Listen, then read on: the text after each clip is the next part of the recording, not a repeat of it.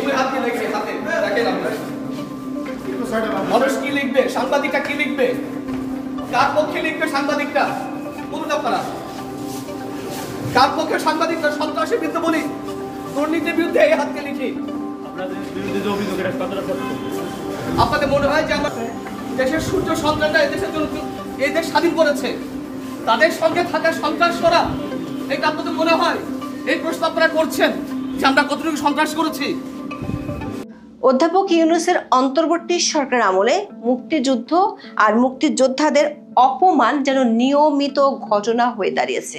অধ্যাপক ইউনূস দায়িত্ব নেওয়ার পর থেকে দেশ জুড়ে মুক্তিযুদ্ধের স্মৃতিচিহ্নগুলো ধ্বংস করে ফেলা, মুক্তিযোদ্ধাদের গলায় জুতার মালা পরিয়ে অপমান করার বহু ঘটনা ঘটেছে। নতুন বাংলাদেশের শান্তিতে নোবেল বিজয়ী অধ্যাপকের বিশেষ উপহার হলো মব সন্ত্রাস। সরকারি পৃষ্ঠপোষকতায় পুরো দেশটি হয়ে গেছে মবের রাজত্ব। সে রাজত্বে 28 আগস্ট ঢাকায় মুক্তিযোদ্ধাদের সভা বন্ডুল করে দিয়েছে, বিশ্ববিদ্যালয়ের শিক্ষক সহ মুক্তিযোদ্ধাদের হেনস্থা আর নাজেহাল করেছে। মুখে মুখে মবের বিরুদ্ধে জিরো টলারেন্সের ঘোষণা দেয়া অধ্যাপক ইউনূসের পুলিশ অবশ্য ঘটনার পর সেটাই করেছে যেটা তারা গত 1 বছর ধরে করে আসছে। মব সন্ত্রাসীদের আটক না করে নিয়ে গেছে মুক্তিযোদ্ধাদের, যারা স্বাধীনতার পক্ষে সম্পূর্ণ নিয়মতান্ত্রিকভাবে সভা করেছিল তাদের। আবার কোনো ধরনের অভিযোগ না থাকা সত্ত্বেও তাদের আটকে রাখা হয়েছে ডিবি কার্যালয়ে। সবশেষ খবর হলো আটক হওয়া 15 জনের বিরুদ্ধে সন্ত্রাস দমন আইনে মামলা দায়েরের প্রস্তুতি চলছে। এতদিন অলিতে গলিতে মুক্তিযোদ্ধাদের উপর হামলা চালালেও এবার হামলা চালিয়েছে একেবারে ঢাকা রিপোর্টার্স ইউনিটিতে। মব সন্ত্রাসীরা সাংবাদিকদের উপরও হামলা চালিয়েছে। প্রশ্ন উঠেছে, অধ্যাপক ইউনূসের সরকার আমলে কি মুক্তিযুদ্ধের নামই উচ্চারণ করা যাবে না? মানে বাংলাদেশের অস্তিত্বের সবচেয়ে বড় যে ভিত্তি সেটা কি আমাদের ভুলে যেতে হবে? বিস্তারিত জানতে চলুন যাওয়া যাক বিশ্লেষণে।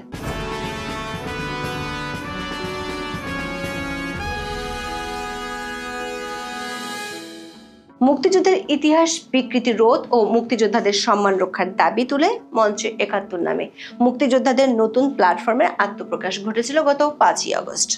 মুক্তিযোদ্ধা, নতুন প্রজন্ম ও ছাত্র জনতার প্রতিনিধিদের সমন্বয়ে গঠিত এই প্ল্যাটফর্মের সমন্বয় করছেন গণফ্রমের নেতা বীর প্রতীক অধ্যাপক আব্দুল্লাহ আল মাহমুদ ও সুপ্রিম কোর্টের জ্যেষ্ঠ আইনজীবী জেরাই খান পান্না।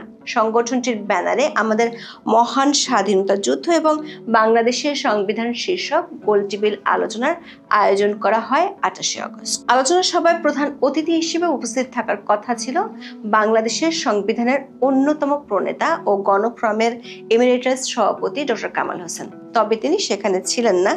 সকাল 10টায় গোলটেবিল আলোচনা শুরুর কথা থাকলেও বেলা 11টায় আলোচনা সভাটি শুরু হয়। দৈনিক প্রথম আলোর খবরে বলা হয়েছে, আলোচনা সভায় প্রথমে বক্তব্য দেন ঢাকা বিশ্ববিদ্যালয়ের আইন বিভাগের অধ্যাপক শেখ হাফিজুর রহমান কার্জন। তিনি বলেন, দেশের সংবিধানকে ছুঁড়ে ফেলার পায়তারা করা হচ্ছে। এর পেছনে রয়েছে জামাত শিবির ও জাতীয় নাগরিক পার্টি বা এনসিপি। অধ্যাপক ইউনূসের নেতৃত্বে তারা মুক্তিযোদ্ধাদের জুতার মালা পরাচ্ছে। শেখ হাফিজুর রহমানের বক্তব্য শেষ হওয়ার পরে মিছিল নিয়ে একদল ব্যক্তি ডিআরইউ মিলনায়তনে ঢোকে। এ সময় তারা জুলাইয়ের হাতিয়ার, গর্জে ওঠো আরেকবার, লীগ ধরো, জেলে ভরো, জুলাইয়ের যোদ্ধারা এক হও, লড়াই করো স্লোগান দেয়। এক পর্যায়ে তারা গোলটেবিল আলোচনার ব্যানার ছিঁড়ে ফেলে আলোচনায় অংশ নেওয়া ব্যক্তিদের অবরুদ্ধ করে রাখেন। সামাজিক মাধ্যমে ছড়িয়ে পড়া ভিডিওতে দেখা যায় অধ্যাপক কার্জন, লতিফ সিদ্দিকী সহ বেশ কয়েকজন মুক্তিযোদ্ধাকে শারীরিকভাবে নাজেহাল করে মব সন্ত্রাসীরা। জুতা দিয়ে পেটাতে চায় তারা। একজন মুক্তিযোদ্ধাকে মাটিতে ফেলে মারতে থাকে। দুপুর 12টার দিকে পুলিশের একটি দল এলে তারা পুলিশের কাছে লতিফ সিদ্দিকী, অধ্যাপক শেখ হাফিজুর রহমান, সাংবাদিক মঞ্জুরুল আলম পান্না সহ অন্তত 15 জনকে তুলে দেন। প্রথম আলোর খবরে বলা হয়েছে, আক্রমণকারীরা নিজেদের জুলাই যোদ্ধা বলে পরিচয় দিয়েছে, আর তাদের সাথে ছিল পল্টন থানা জামাত ইসলামীর নেতা শামীম হোসেন। দর্শক, বরাবরের মতোই পুলিশ মব সন্ত্রাসীদের গ্রেপ্তার বা আটক তো করেনি, উল্টো ধরে নিয়ে গেছে গণতান্ত্রিক সভা করেছিল যারা মুক্তিযুদ্ধের পক্ষে কথা বলছিলেন তাদেরকে ডিবি কার্যালয়ে নিয়ে গিয়ে আটকেও রেখেছেন তাদের। এমনকি কেন পুলিশ তাদেরকে এতক্ষণ আটকে রেখেছে তারও কোনো ব্যাখ্যা দেওয়ার প্রয়োজনটুকুও বোধ করেনি। চ্যানেল ওয়ানের খবরে বলা হয়েছে, আটক করে ডিবি কার্যালয়ে নিয়ে যাওয়া 15 জনের বিরুদ্ধে সন্ত্রাস দমন আইনে মামলার প্রস্তুতি নিচ্ছে পুলিশ। প্রশ্ন হলো, সন্ত্রাস করলো যারা অন্যের গণতান্ত্রিক অধিকার হরণ করলো, তাদের না ধরে আক্রান্তদের বিরুদ্ধে মামলা দিয়ে সরকার কি প্রমাণ করতে চায়? দর্শক, অধ্যাপক ইউনূস দায়িত্ব নেওয়ার পর থেকে মুক্তিযোদ্ধাদের হেনস্থার বহু ঘটনা ঘটেছে, এর কোনোটিতেই জড়িতদের বিরুদ্ধে ব্যবস্থা নেওয়া হয়নি। এবার ঘটল নিউজ রিপোর্টারদের সবচেয়ে বড় সংগঠন ঢাকা রিপোর্টার্স ইউনিটিতে। মব সন্ত্রাসীরা সাংবাদিকদের উপর আক্রমণ চালিয়েছে। এ ঘটনার প্রতিবাদ জানিয়েছে ডিআরইউ। সংগঠনটির বিবৃতিতে বলা হয়, জাতির শ্রেষ্ঠ সন্তান মুক্তিযোদ্ধা, শিক্ষার্থী ও সাংবাদিকদের উপর ধারাবাহিকভাবে পাশবিক হামলা চালানো হচ্ছে এবং মুক্তিযুদ্ধের স্মৃতি ধ্বংসের ষড়যন্ত্র চলছে। দর্শক, আপনাদের হয়তো মনে আছে, গত বছরের ডিসেম্বরে কুমিল্লায় বীর মুক্তিযোদ্ধা আব্দুল হাই কানুকে জুতার মালা গলায় দিয়ে লাঞ্ছিত করা হয়েছিল। গণমাধ্যমের খবরে তখন বলা হয়েছিল, এই দুর্বৃত্তরা জামাত ইসলামের রাজনীতি করে। তারা এই বীর মুক্তিযোদ্ধাকে এলাকা ছাড়া করেছিল। বর্ষিয়ান এই মুক্তিযোদ্ধা এরপর একটি ভিডিও বার্তা দিয়েছিলেন। দর্শক, আব্দুল লতিফ সিদ্দিকীকে মুক্তিযুদ্ধের পক্ষে কথা বলার জন্য অপমান করা কিংবা বীর প্রতীক আব্দুল হাই কানুর গলায় জুতার মালা শুধু তার গলাতেই সীমাবদ্ধ থাকে না, এটি প্রতীকী। এই জুতার মালা পড়েছে আসলে সব মুক্তিযোদ্ধা, পুরো বাংলাদেশ। এই অপমান এদেশের মুক্তিকামী মানুষের অপমান। একজন মুক্তিযোদ্ধাকে কেন তার এলাকা ছাড়তে হবে সে প্রশ্নের উত্তর কি অধ্যাপক ইউনূসের সরকার দিবেন? যে দেশের মাটি রক্ষায় মুক্তিযোদ্ধারা অবদান রেখেছেন সেই মাটি তাদের কেন ছাড়তে হবে? সে মাটিতে কেন তারা সভা করতে পারবেন না? প্রশ্ন জাগে, 1971 সালে স্বাধীনতা বিরোধীদের পরাজয়ের প্রতিশোধ নেওয়ার পথ কি এভাবেই উন্মুক্ত করে দেওয়া হচ্ছে? 71কে ভুলে গিয়ে ধর্ম ব্যবসাকে রাজনীতির কেন্দ্রবিন্দুতে যারা পরিণত করতে চায় তাদের আস্ফালন দেখতে হবে এখন। অন্তর্বর্তী সরকার আমলে শুধু ব্যক্তি বা গোষ্ঠীর উপরে আক্রমণ হয়নি, মুক্তিযুদ্ধের প্রতীকী স্থাপনগুলোর উপরও হামলা হয়েছে। 5ই আগস্ট ক্ষমতার পট পরিবর্তনের পরপরই সারা দেশে হাজার হাজার মুরাল, ভাস্কর্য ও প্রতিকৃতি ভেঙে ফেলা হয়। মুজিবনগর স্মৃতি কমপ্লেক্সে হামলার ঘটনায় বঙ্গবন্ধুর মুরাল সহ প্রায় 600টি ছোট বড় ভাস্কর্য ভেঙে ফেলা হয়েছিল। শুধু স্থাপনা নয়, অধ্যাপক ইউনূসের সরকার মুক্তিযোদ্ধাদের সংজ্ঞাটাই পাল্টে দিয়েছেন। অন্তর্বর্তী সরকার অন্যতম আলোচিত ও বিতর্কিত পদক্ষেপ ছিল জাতীয় মুক্তিযোদ্ধা কাউন্সিল সংশোধন অধ্যাদেশ 2025 জারি করা।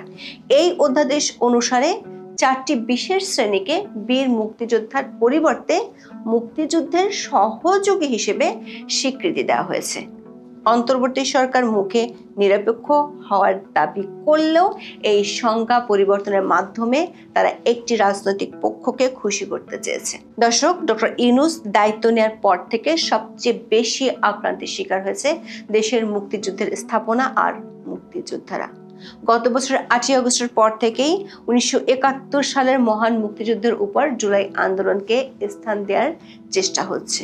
বিতর্ক এড়ানোর জন্য সরকার ও সরকার সমর্থকদের পক্ষ থেকে দাবি করা হয় মুক্তিযুদ্ধের সঙ্গে তাদের কোনো বিরোধ নেই, মুক্তিযোদ্ধাদের তারা শ্রদ্ধা করেন এবং 71 সালের মুক্তিযুদ্ধকে স্বীকার করে তারা সামনে এগিয়ে যেতে চান। বিএনপি, জামাত ও এনসিপি মানে বর্তমানে ক্ষমতাবান রাজনৈতিক দলগুলি একই দাবি করেন। প্রশ্ন হলো, বাংলাদেশের রাজনীতিতে বিচরণকারী সব পক্ষই যদি মুক্তিযুদ্ধকে ধারণ করে এবং নিজেদের মুক্তিযুদ্ধের পক্ষে শক্তি প্রমাণে সদা তৎপর থাকে, তাহলে সারা দেশে মুক্তিযুদ্ধের স্মৃতিচিহ্ন মুছে ফেলার যে চেষ্টা হয়েছে তার দায় আসলে কার? স্বাধীনতা বিরোধী শক্তির বিরুদ্ধে কথা বলায় বিএনপি ফজলুর রহমানের বিরুদ্ধে ব্যবস্থা নিয়েছে, অথচ তার বিরুদ্ধে যখন মব সন্ত্রাস চলছিল তখন দলটি ছিল নীরব দর্শক। তর্কের মাঠে আর বয়ান তৈরির কাগুজে আলাপের মধ্যে বিরাট ফাঁক আছে। মুক্তিযুদ্ধ যদি সবার কাছে খুবই গুরুত্বপূর্ণ হয়ে থাকে, তাহলে কেন জুলাইয়ের পক্ষ শক্তিরা মুক্তিযুদ্ধের স্মৃতিচিহ্নগুলো রক্ষা করতে পারল না? উল্টো আওয়ামী বিরোধিতার নাম করে স্বাধীনতার সব ইতিবাচক অর্জনকে ধূলিসাৎ করার জন্য উঠে পড়ে লেগেছে। ধানমন্ডির ৩২ নম্বর শেখ পরিবারের যতটা না পৈতৃক সম্পত্তি, তার চেয়ে বেশি বাংলাদেশের স্বাধীনতা যুদ্ধের ইতিহাসের অন্যতম স্মৃতিচিহ্ন।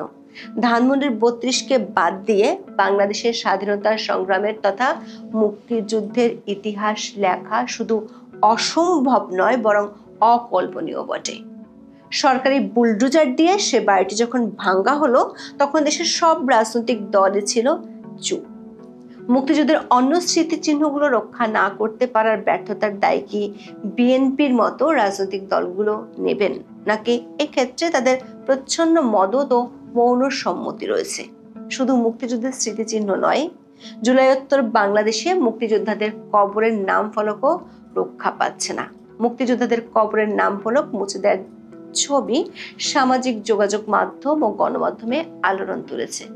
প্রশ্ন হচ্ছে, জুলাইয়ের সব পক্ষ যদি মুক্তিযুদ্ধের পক্ষ শক্তি হয়, তাহলে এগুলো কারা করছে? সবগুলো ঘটনাতে সরকারের ভূমিকা শুধু নীরব দর্শকই নয়, বরং সরকার আটক করছে আক্রান্তকে, জেলে পুরছে মুক্তিযোদ্ধাদেরকে। সরকার এমন ভূমিকায় প্রশ্ন রাখাই যায়, দেশের সব মুক্তিযোদ্ধা আর মুক্তিযুদ্ধের স্মৃতি ধ্বংস করে কি অধ্যাপক ইউনূসের সরকার ক্ষান্ত হবেন? যখন সরকার বা প্রশাসন এই ধরনের হামলার বিরুদ্ধে কঠোর অবস্থান নেয় না, তখন তা এক ধরনের নীরব সমর্থন হিসেবেই বিবেচিত হতে পারে। নানা বিষয়ের দিকে দৃষ্টিপাত করলে বোঝা যাবে, মুক্তিযুদ্ধ নিয়ে, মুক্তিযুদ্ধের অর্জন নিয়ে কথা বলতে গেলেই একদল বিভ্রান্ত মানুষ যে কোনো দেশপ্রেমী মানুষের গায়ে আওয়ামী দোসর ট্যাগ লাগিয়ে দিচ্ছে। জীবনের শেষ প্রান্তে এসে মুক্তিযোদ্ধারা এরকম অপমানিত হবেন তা নিশ্চয়ই তারা ভাবতে পারেননি। তাদের মনে যদি এখন হতাশা থেকে প্রশ্ন আসে, ৭১ তাহলে কেন আমরা যুদ্ধ করলাম, তাহলে তাদের মনে আশা জাগিয়ে তুলবে কে? বিভ্রান্ত পরাজিত শক্তির কাছ থেকে কি মুক্তিযুদ্ধের সবক নিতে হবে? মুক্তিযোদ্ধাকে লাঞ্ছনা আর হেনস্থার ঘটনায় মামুলি প্রতিবাদ কিংবা নিন্দা জানানো হলে দুদিন পর মানুষ এই ঘটনা ভুলে যাবে, কিন্তু যে দুর্বৃত্তরা একজন মুক্তিযোদ্ধাকে অপমান করেছে, তাদের দৃষ্টান্তমূলক শাস্তি হলো কিনা তা দেখার জন্য উদ্গ্রীব থাকবেন ইতিহাস সন্ধানী মানুষ।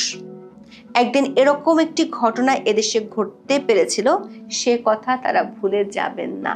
কিন্তু মনে রাখতে হবে সেই প্রবাদ, যে অতীতকে ভুলে যায় সেই ইতিহাসের পুনরাবৃত্তির শিকার।